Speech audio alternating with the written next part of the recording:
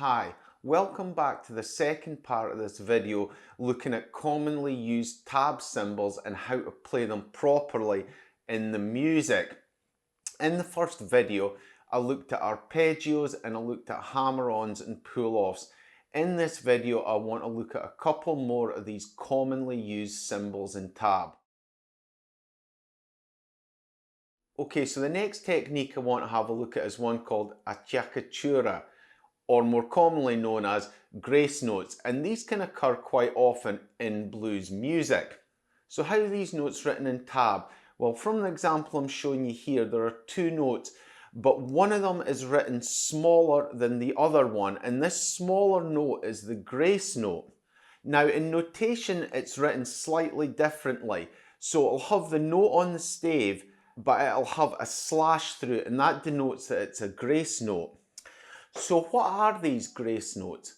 Well, what they are is they're fast notes that are played just before the preceding note. So in this case, we've got fret 4 and 5 on the second string like this. So how it would be played is just like this. So it's just a quick note played before the second note like this.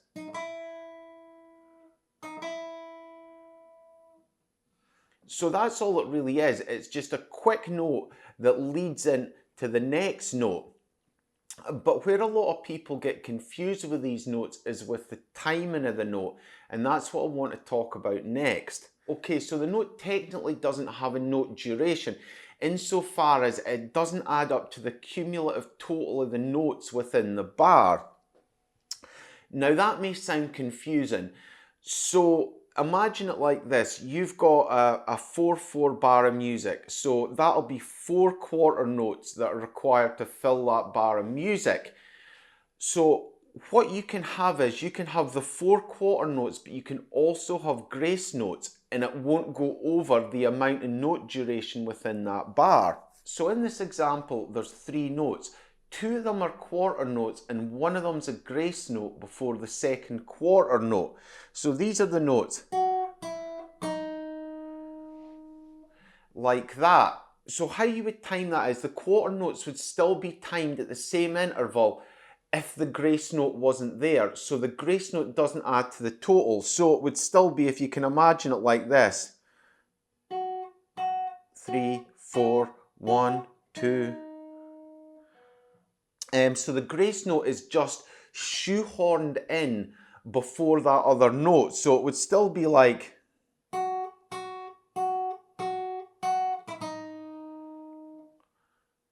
And that's all a grace note is. It's just a short, fast note that's played preceding the next note, and it doesn't contribute to the overall time duration of the bar. And I think that's where a lot of people get caught out. They actually play it with the time duration and don't realise it technically doesn't have this. So they end up getting the music slightly out and the timing slightly out. Okay, now grace notes can be combined with some of the other techniques I've been talking about. So grace notes can be hammer-ons or pull-offs, like this.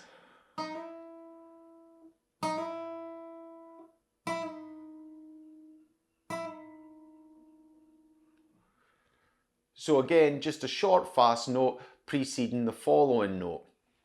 It can also be used as a slide as well, like this.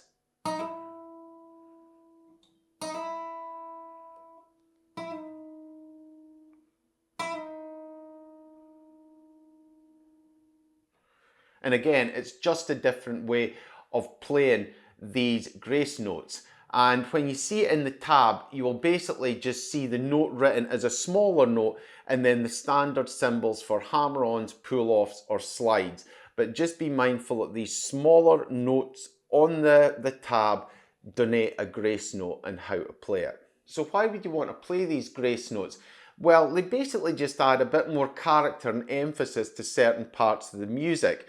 So for example, you could have this, but you could put in a grace note to add emphasis to the final beat like this.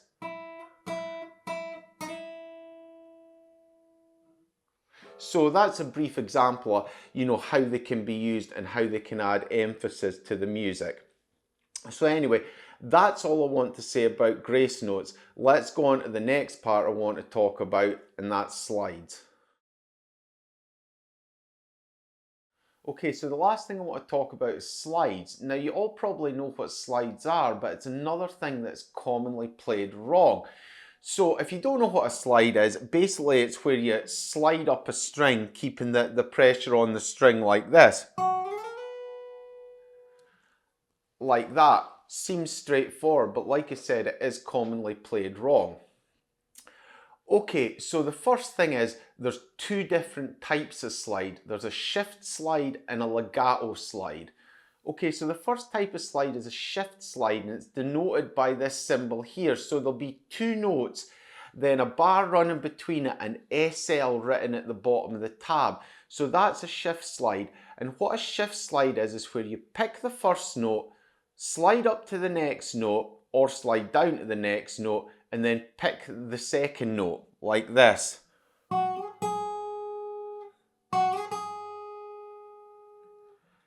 So that's a shift slide, and I would say that's the most uncommon of the two different types of slide. The other slide is a legato slide, and this is much the same, except you don't pick the second note. So this is denoted the same way with the sliding bar between the two notes, SL written at the bottom, but a legato slide will also have this arced bar going across the top. So use the same two notes. This is how to be played as a legato slide. Remember, you only pick the first note, not the second.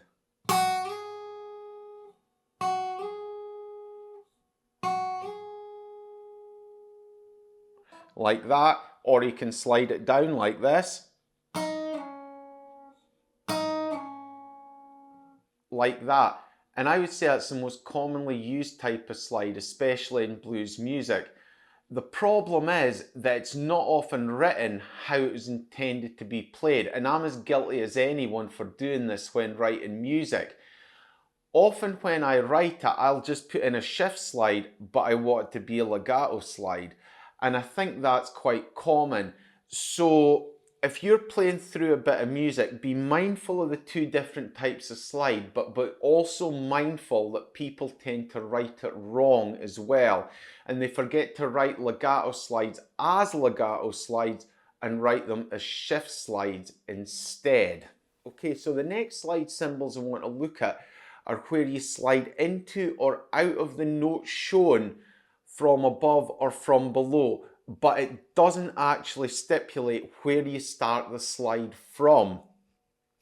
So we'll start sliding into a note. So when you see a note like this, and it's got like a little diagonal line pointing to it, that means slide into that note. How the diagonal line is sloping depends whether you come from above or from below. So if it's sloping sort of downwards like this one, that means slide into from above. So you basically slide into that note from no real fixed point like this. If it's sloping the other way, that means to slide into it from below.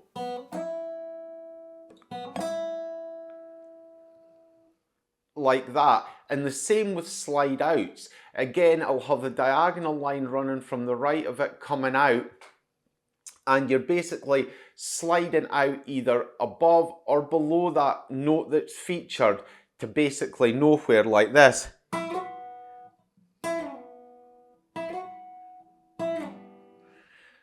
Like that. So there's no real fixed place you're sliding to and from in these ones. You're just putting the slide noise in.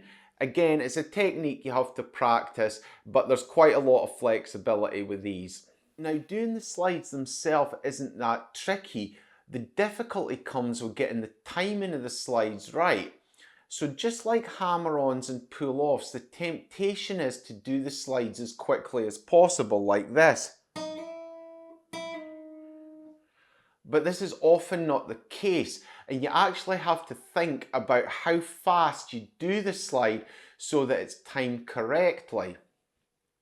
Now, if you've got the musical notation, what you will do is have the note durations of the notes you're sliding from and to, And what you want to do is try and time the slide so it works in with the correct note duration, just like if you were picking the notes.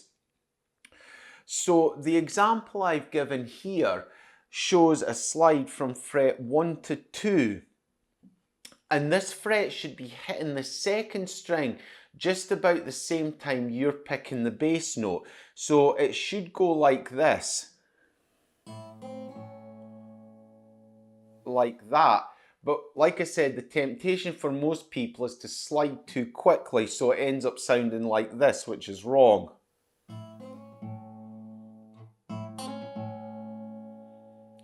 Like that, and that's wrong.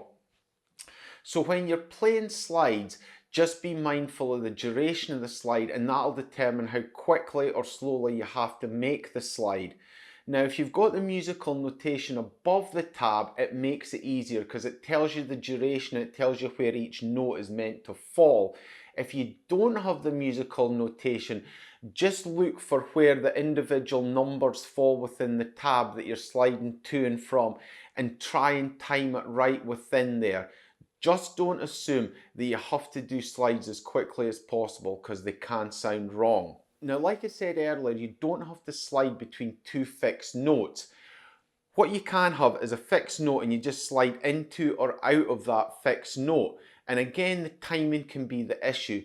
When you're doing this, you have to hit the note that's denoted within the tab at the right time.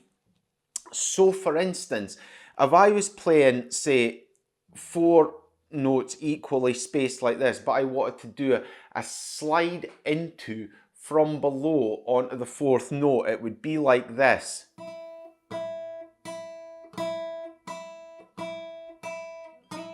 Like that. So you would be hitting that note at the correct time. The temptation when doing this is to start the slide at the time of that note, in which case your time will be out. So the temptation and the wrong way to do it would be like this.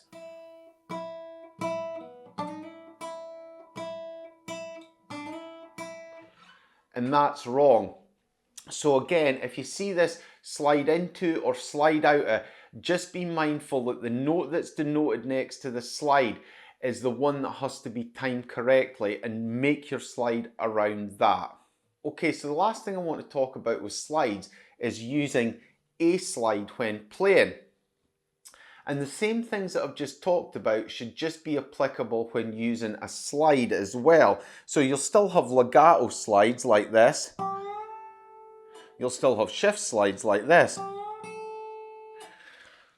And they should be denoted the same way in the tab, but they're often not. Often when people are writing music for slide guitar, they don't put the slide symbols in. Now this can be fine if everything's played using a slide, but you often get pieces of music where the slide's used for some parts and then you're fretting other strings with your fingers like that, and it can become confusing. Now, if you're to use like a bottleneck slide like this, when playing, there should be something written on the tab at some point that says play with slide or use slide or something like that, which tells you that you have to use a bottleneck slide when playing. But sometimes the tabs can be a bit confusing and mixed up, especially if it's a piece of music where you use the slide and you fret notes with your fingers at the same time. So just be mindful of this when playing with a slide. So that's these two techniques, grace notes and slides, and combined with the techniques I talked about in the previous video, this really covers the main tab symbols you're likely to encounter, especially when playing blues music. So I hope the videos have been some help in explaining what these symbols mean and how to play them properly.